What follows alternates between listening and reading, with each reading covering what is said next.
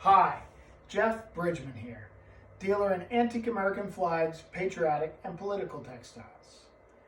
I want to share with you today this absolutely fantastic Civil War kerchief. This is one of only two known types of printed patriotic textiles made in the support of the Confederacy. In the North, we had plenty of them, mainly flags. But in the South, only one type of flag and one style of kerchief. Huge in scale and printed on silk, this one features in the middle an image of Confederate President Jefferson Davis. This image was taken from a photograph taken by the most famous of all Civil War photographers, Matthew Brady. Brady opened his shop in New York City in 1844. And he took some of the most important early photographs in America, including the first of John Quincy Adams and of Andrew Jackson. He was the first to photograph American presidents and took some of the most important early photographs that survive today. He photographed many military and political figures, and many of the military guys actually before the war. It was very popular to go visit Brady if you were a West Point grad to get your picture taken there. So I'm going to bring the camera in so you can see some of the most interesting points and reasons why this is such an important textile. So here is the Davis image in the center. It and four of the other images are surrounded by a great and very detailed wreath of southern foliage.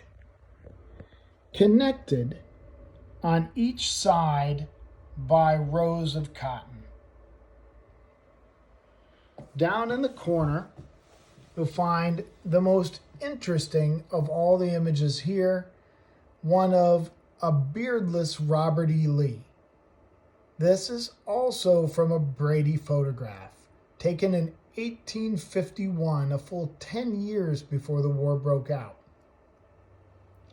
Continuing counterclockwise, in the upper corner, we have another beardless image of Thomas Jonathan Jackson, better known as Stonewall Jackson, who walked into Brady's studio in 1851 in New York City to get his picture taken while visiting there. Years later, when the war broke out, Brady took his original photograph and altered it by adding a Civil War uniform to bring Jackson up to date for use during wartime. Continuing around the circle, we have Confederate General Joe Johnston in charge of the Department of the West. And in the top corner here, we have another image. This one, the only one thus far not by Brady, but taken also in New York City by E. and H.T. Anthony. Morgan was famous, a cavalryman. Excuse my hand here as I make a turn. And his group was nicknamed Morgan's Raiders. Down in the corner, we have P.G.T. Beauregard, one of the most famous characters among Civil War generals during the war, and who initiated the attack on Fort Sumter, from which the war broke out. In the bottom center, we have the only maritime guy. This is Raphael Semmes, captain of the CSS Alabama, which was sunk by the USS Kearsarge, a Union ship, off the coast of France in 1864. The image of Semmes is another non-Brady photo.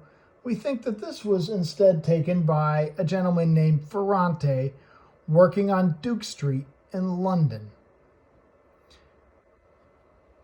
If we rotate around here, you can see why that is so important. And excuse my fingers again. There are 10 known copies of this kerchief. Only 2 of them are signed. This is one of them. The signature here says registered by W.H. Tucker Kay's London for 1863, 1864, and 1865. The other known example that is signed is in the Museum of the Confederacy, now I believe called the American Museum of the Civil War in Richmond, Virginia. It has a purple ground instead of a royal blue ground like this one, and the text of the signature is printed in purple. And then over here, located about in this area, is a rather large C and a G.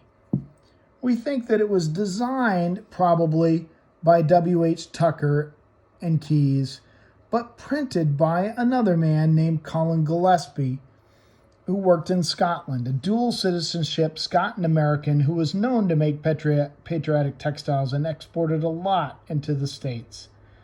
Now, if you look close here, you can see one of the most unusual characteristics, looking almost sort of like homespun or reminiscent of homespun, are rows of cotton cording stitched along the bottom, probably for support on what was probably the end of a bolt of silk, meaning that this was the first kerchief, probably, to come off of the bolt.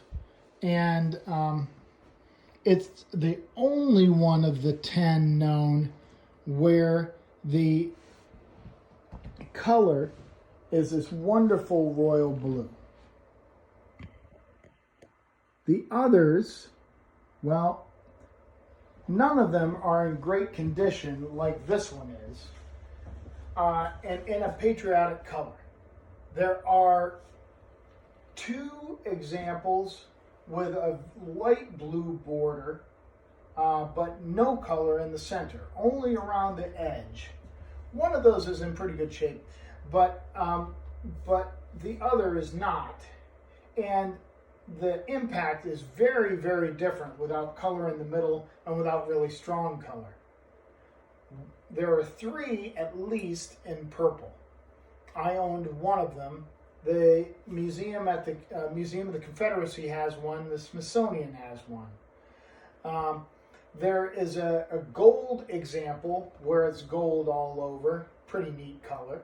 And there is a red one, but not in good condition and sort of faded towards pink. I believe the gold actually only goes around the outer edge, and then 2 of them, I don't know what the color is. The Smithsonian owns 3 of them altogether. One of them is featured in the book Threads of History, which is sort of the Bible of political textiles.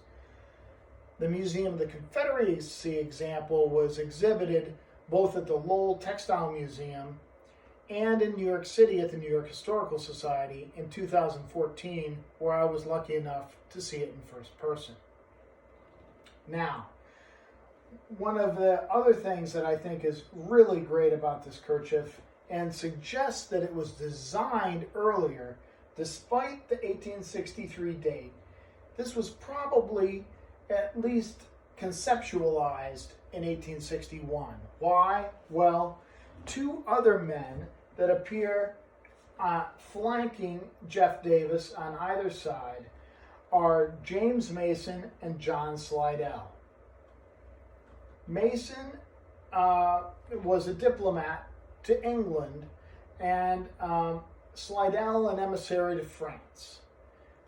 Both of these guys were captured in 1861 on a British postal ship headed to deliver both men to their respective places of duty in England and France. The ship was taken illegally by an American captain, and it caused a huge stir and almost an outbreak of war with England. England very upset by the fact that we seized one of their ships, and America very upset that they found these 2 guys aboard going to support the Confederacy. To defuse the situation, both were released by Lincoln and allowed on their way, but they never really had any impact. They went on and tried to get the Confederacy recognized in both of those countries as its own nation, but were unsuccessful in both situations. So to close, I'll just bring you in here to have a good look at those guys. And here's Mason. Here's Slidell. Both, I think, Brady images once again. And this is hands down the best of all 10 known kerchiefs in this style, and the only one once again in this wonderful royal blue color. An absolutely magnificent addition to any Confederate Civil War collection or political collection, as you really can't have every American president, if you think about it, unless you had Davis. So it's a great crossover piece for Civil War collectors, Confederate collectors, and American political collectors alike. The last thing I'll mention is, once again, its scale. Absolutely immense. Many pre-1876 kerchiefs are big as a rule, but look at this. This is a sort of a typical red bandana, political bandana made for Benjamin Harrison's campaign in 1892. And look, it's about a quarter of the size of this gargantuan Civil War object. So thanks for joining me today. I hope you enjoyed it, and see you next time.